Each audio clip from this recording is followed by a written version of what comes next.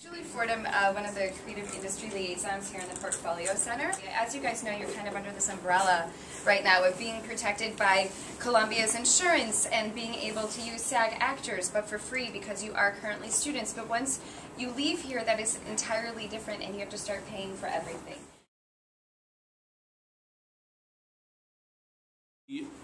Because you guys are just graduating and just getting out there and it's going to be fresh, a lot of these expenses are going to all of a sudden crush you if you try to do it all at once. We have, as you progress in your careers and try to define what your career is, a lot of times you're going to be doing just small freelance work and so forth. And for that particular type of situation, when you come to us for the insurance side, we have programs set up that we can do for you on a per project basis. So you don't have to come to us and say, okay, I might have a project, I need to buy insurance now, and I need to carry it all year long, and you don't have to do that. We've created programs that will allow you to just buy the coverage for the particular shoots or the particular projects that you're going to be involved in. It would be nice if I could just say, well, this is what you need, this is what you have to buy, but it's always going to be different, because your project is going to be different than your project. So there are some basics that you need to purchase. The production liability has been provided for anything that you've done by the school. That goes away. That's the basis for any coverage that you're going to start to do, because no one will let you on a location, no one will let you shoot in the street, no one will let you shoot pretty much anywhere unless you have that liability coverage in place. So that's the basis of any coverage. It can be used in any state through endorsements. It can be used out of the country as well. So we can pretty much, we go wherever you go. And again, that's the basic coverage is where you start. Then, depending on what you're doing, is where the coverages go from there. If you have employees or you have freelancers, you may need workers' compensation insurance. Beyond that, we can cover, there's a million different things that we're going to cover. We're going to cover your rental gear. We're going to cover the gear that you own. We're going to cover your computers. We're going to cover your post-production equipment. There's a lot of things, and again, it's all going to be different based on what you guys are doing. And that's when you call and you say, you talk to myself or you talk to Donna's in my office. She's the production specialist in my office, been with me for a long, long time. And she'll educate you as you go too, depending on what you're doing. So we're there as a resource for you. When you're renting from, they'll tell you what they need as far as coverage is concerned. If you're renting from a rental house, they'll tell you what the value is. And we work with all the local rental houses. They know us very well. They refer most of their people that show up without insurance to us. So they will come up with what the value is. Now, what we want to be careful of is, and what they're being more careful of too, is they want to make sure that you're purchasing coverage for all your rentals. In other words, you may go to one rental company and get all of your camera gear, and then you may go to a lighting company and get lighting gear and a grip truck. Well, that's all got to be combined into a value, and you have to add that value together. So the rental houses are becoming more aware of what your project is entailing, and they want to make sure that you're not covering just their gear, because if their gear is sitting on a grip truck and the entire grip truck catches on fire, who's going to get paid first if there's only a limited amount of coverage? And the truth is, once you get up into some of those higher numbers, it doesn't cost that much more to make sure that you have the right amount of coverage. It's the first 100,000 that hurts the most, but beyond that, it's not that bad. When you're working on a project, we're going to work with you. We want to know exactly what you're doing, and we're going to pump you for information. Okay, how are you getting the crew there? How are you doing this? How are you doing that? Because we're doing it on, just sort of a what you need type basis, and we don't want to give you more than you need, but we want to make sure that you're covered for everything too. Yes, sir. Is there a fee for talking about projects with Absolutely you guys? not. No, because we know that eventually you're going to come back and you're going to purchase the insurance from us. And like we were talking earlier, Donna in my office is an educator as much as she's an insurance agent. If it's your own equipment, we can keep the deductible as low as $500. When it's a leased or rented equipment, if you've got a $300,000 camera package out, the deductible is $2,500.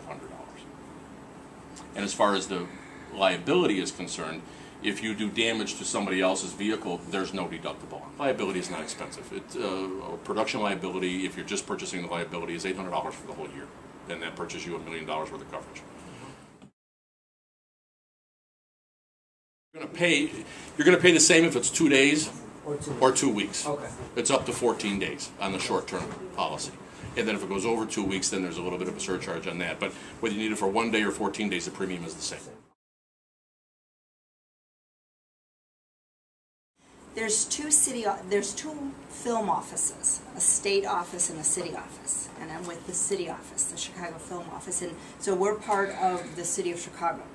We're in City Hall, and we are there to help you out with your project. You're probably going to need permits so that you can park on the streets. You're going to need signs, you're going to need police possibly. There's a lot of things that you're going to need, and we can help you with that.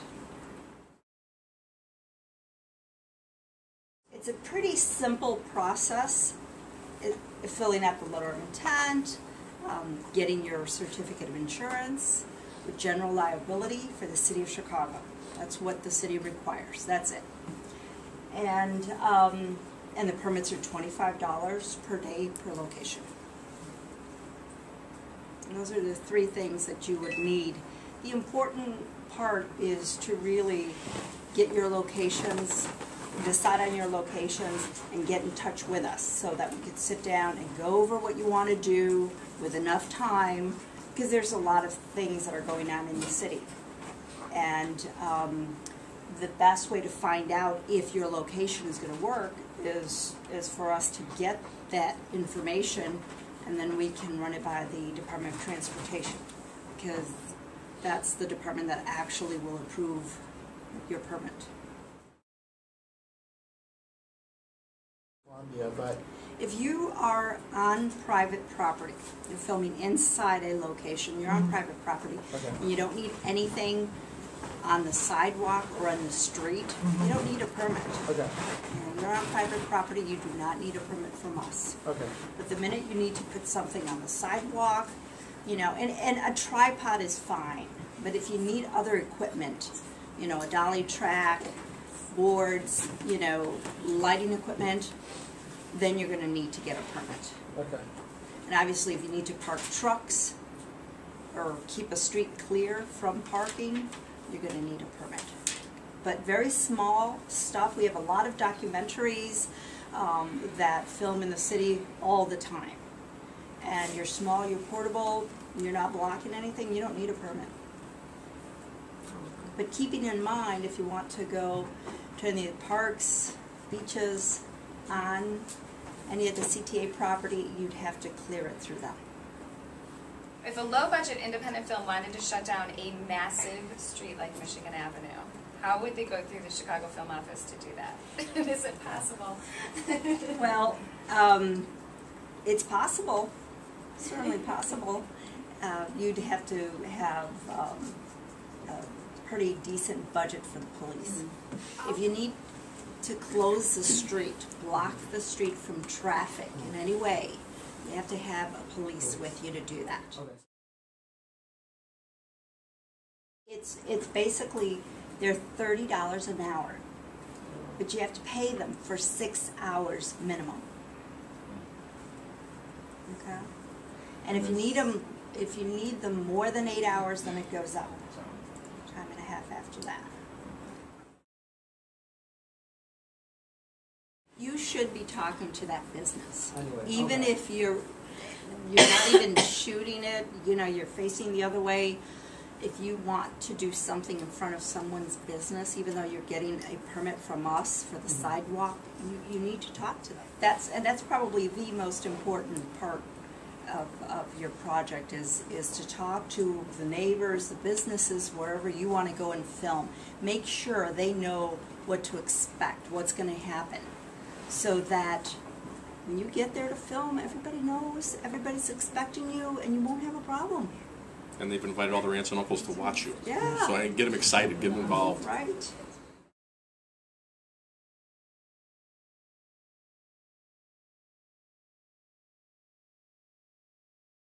The rules change when you graduate.